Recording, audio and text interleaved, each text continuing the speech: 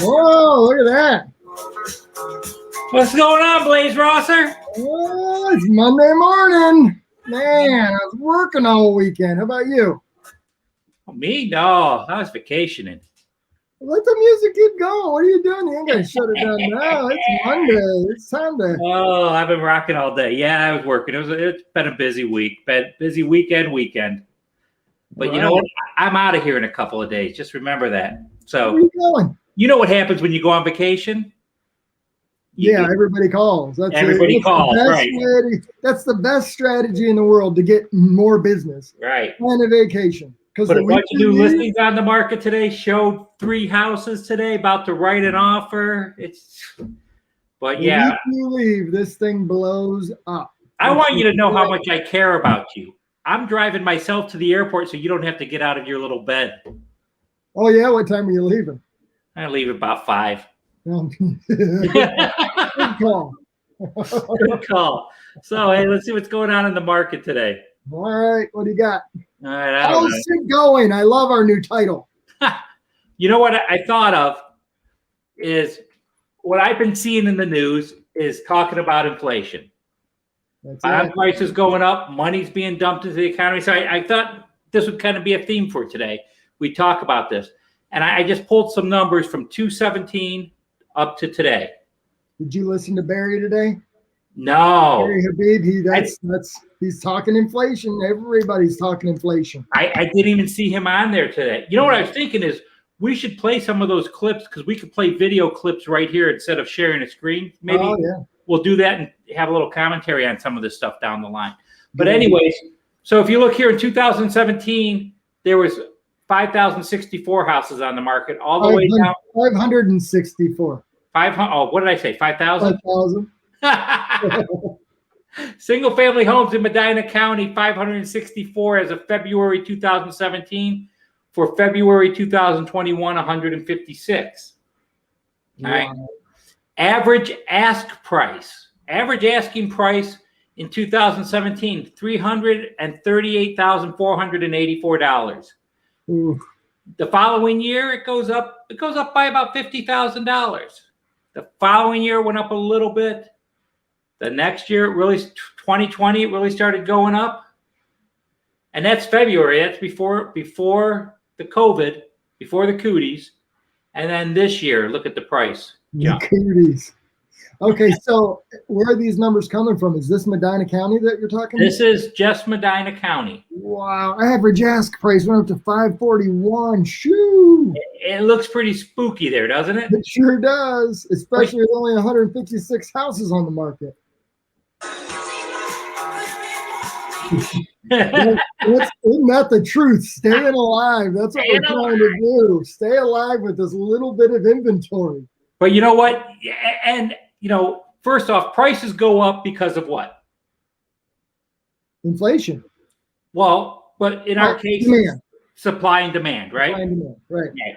And our supply, as you can see here, if you follow along here, you can see from 564 down to 156, which is actually lower than that today, which we'll talk about. But here's something that's kind of interesting when it comes to these average prices. It's not as scary as you think. Well, this shows you the months of inventory and how it's gone from that same time period where there was almost 5 months. An equal market to us is when there's between 4 and 6 months of inventory. Then it's not a buyer's market. It's not a seller's market. That's what we call an equal market. All right. Okay. We get down below 4, it becomes a seller's market. Well, we're down to, you look here in February, we're down to 1.2. All right. At one point, it was at 0.8 down here. Yeah, I remember that. I remember us talking about that in January. Yeah. Now, here's the part where I say it's not as scary as you think. Here's your average for sale, and you see it way up here. All right.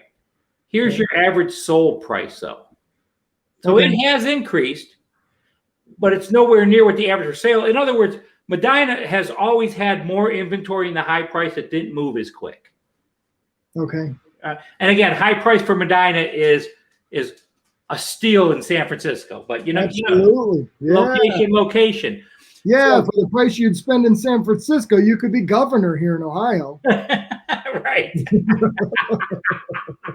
Ooh, bringing a little politics in. All right.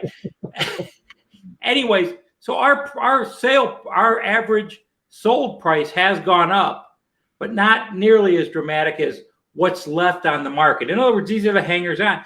When people see houses going in 3 days sold with multiple offers, that's one thing. But a lot of these houses here have been sitting on the market for 98 days. Right. And there's usually something wrong with them, or they were overpriced in the beginning. And that's the reason why they're sitting out there. That's one of the biggest questions I get right now from sellers is, should I price it where I've got room to negotiate? What do you say? No, not at all. You want them bringing multiple offers and letting them negotiate on them. You want a line of cars in front of your house where there's a lot of competition and people are thinking, if I don't go big or go home, I'm not going to win this house. Because it's not buying a house anymore. It's winning a house. We saw a house today that's been on the market without an offer for 38 days. They dropped price just now $10,000. Why? They were overpriced in the beginning, and for the property. All right. So it's really listen to your real estate agent when it comes to pricing a house. He's going to advise you, or she's going to advise you. Yeah, you're not going to leave money on the table because you priced it too low. What you're going to do is you're going to cause a feeding frenzy, and the house is going to get bid up if it's in good condition. Right. If it's priced right for the market.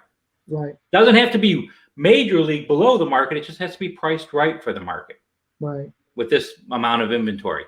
This shows an increase in our price. This is your average price per square foot. And you can see from 2017, we've been increasing. However, you see here in February, we saw a dip. I'm not sure why we saw that dip. I'm curious to see what happens at the end of March, see where March was. That's one we'll have to keep an eye on in future episodes. Yeah. So stay tuned. All right. So we had 46 new listings hit the market. So we're seeing a slight increase here from this. This just goes from the end of October. Hey, the weather changed. We sprung forward with the time, so we're going to get more inventory because people are starting to think spring. Let's get the house on the market because they know this is the most popular time to sell during the year. Not necessarily the best, but the most popular time to sell during the year. Right. But and there's people that are scared to sell right now because they're like, we're homeless. You're not going to be homeless. We've got that covered. Just if that's what you want to do, we've got ways to work through that. You know how to fix this inventory problem? It's simple. Build a house. There you go. Instead of looking at existing and not finding what you want, let's get you talking to a builder. Yeah. And if we go that route, we can fix the problem for everybody, not just that one person, because more inventory down the road is going to help with population and everything. Absolutely. Homes for sale. So that number that we saw back before, the 156 from February, look where it's at now. 141. Yeah. And that's the lowest we've seen, 141. We had a dip down to 148 here in early part of February, and then it shot back up. Now we're down to 141. So we're getting down to Let's also talk about the elephant in the room, interest rates. Well, okay, we're going to get there. Interest rate. Let's go here. Interest rates. Oof, look at that. If there wasn't low inventory before, there's going to be now, because everybody that was sitting on the fence thinking 2.5% was going to last forever is gone. When's the last time we were at 3%? Somewhere around June, July of last year. Yeah. 2.5% in our rear view now. So people that were sitting on the fence, they're thinking, oh, I better do something. I better do it quick, which is only going to add to the problem of low inventory. Right. Well, it may not. Oh, if they do something quick, yeah. However, this will also keep less people from going out buying.